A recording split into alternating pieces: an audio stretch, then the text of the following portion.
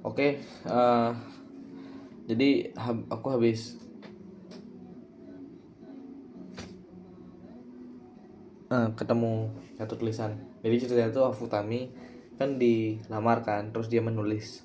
Tapi ini si tulisannya sekalian aku belajar membaca bahasa Inggris ya, karena ternyata aku pikir-pikir aku jarang banget membaca bahasa Inggris dan eh, bahasa Inggrisku sangat jelek.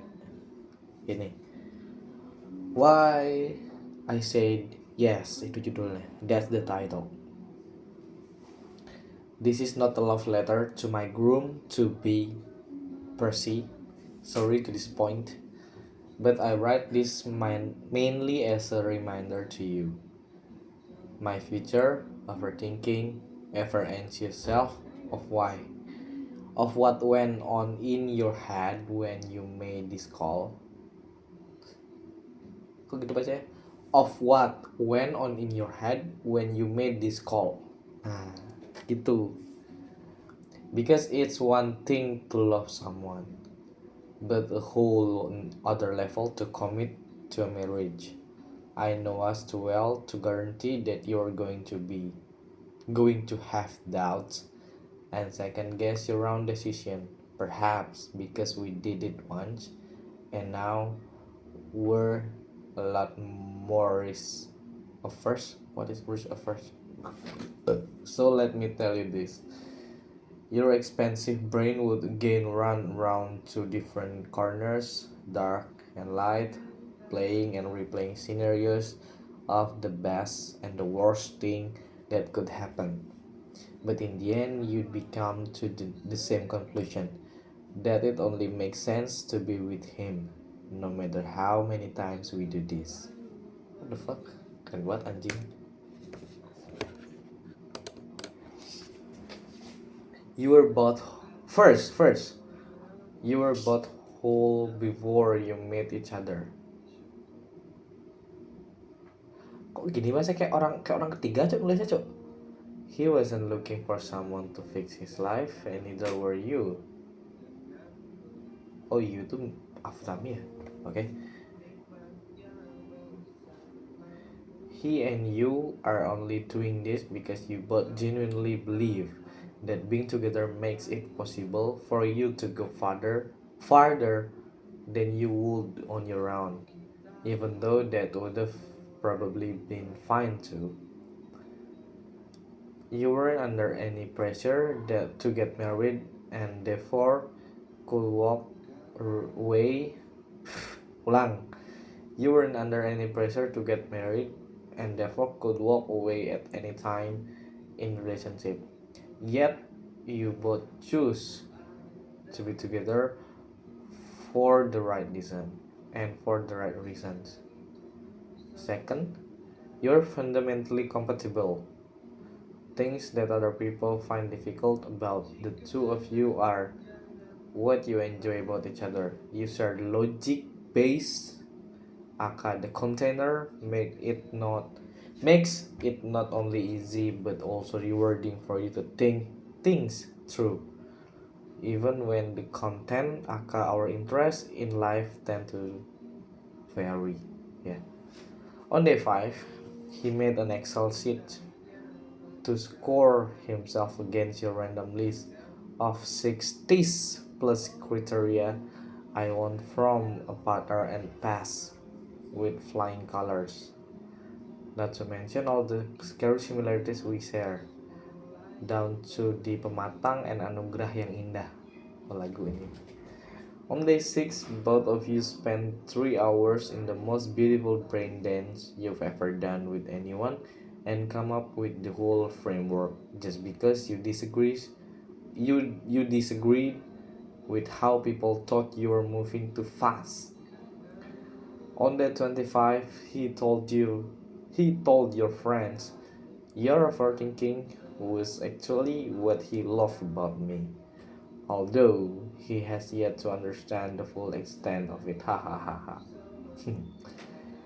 You have to really make an effort if you want to offend each other. Being with him is easy because you could talk about anything, manual and principle. You ever had to translate your soul? Not really. You never had to perform, but you allowed to space for a mutual impact and for the other person to grow individually, all the while growing together. Third, and maybe the last one. No, we have six, I guess. Yes, no, we have five. Okay. Third, you have the toolbox to overcome anything.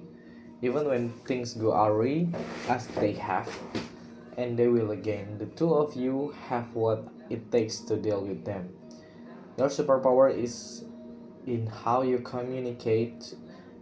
You take turn on being grounded when the other person triggered, and on rare occasions when you are both were. You love each other too much to try your best to be the one staying on the ground.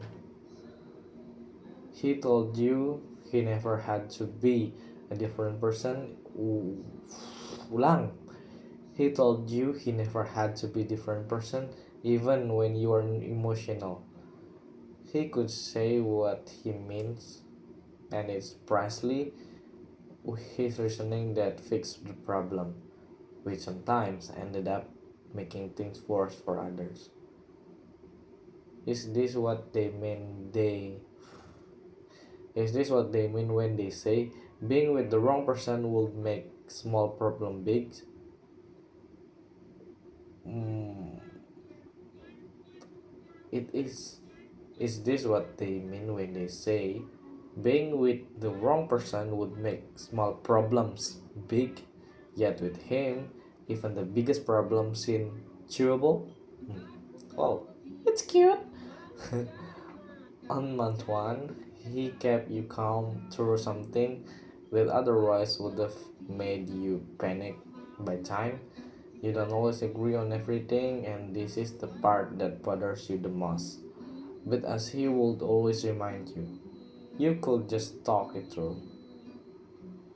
And the two of you have talked through a lot of things. You know you're pretty good at it.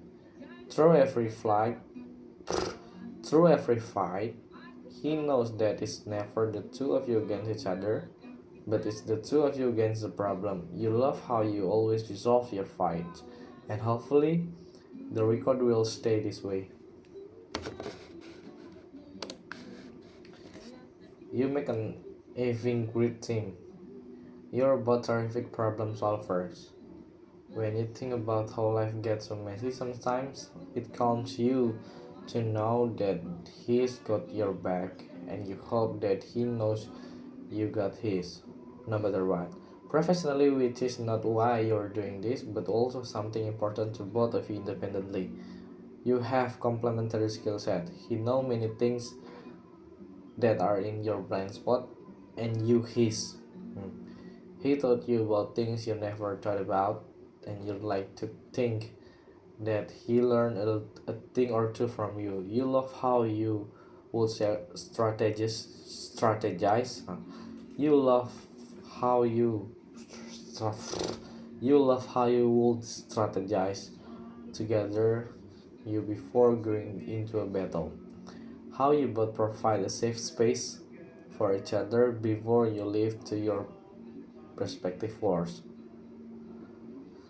And the last one, he loves you. He loves you the way you want to be loved.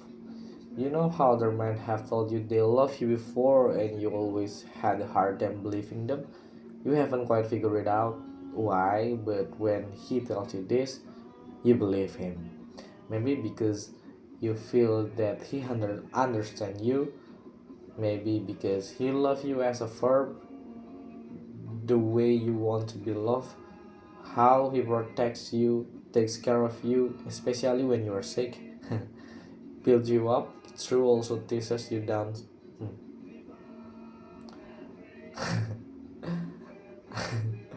how how the look in his brown eyes make you feel seen. You hope that he knows that you love him so much too, even on the days it was difficult. Anjing, cok. Sweet banget cok, anjing.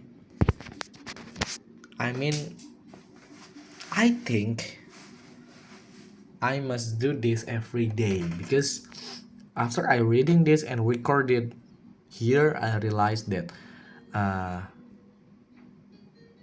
honestly I can repeat what what the what the writers said in the text before, because I had to focus in how I pronounce, how I read a word.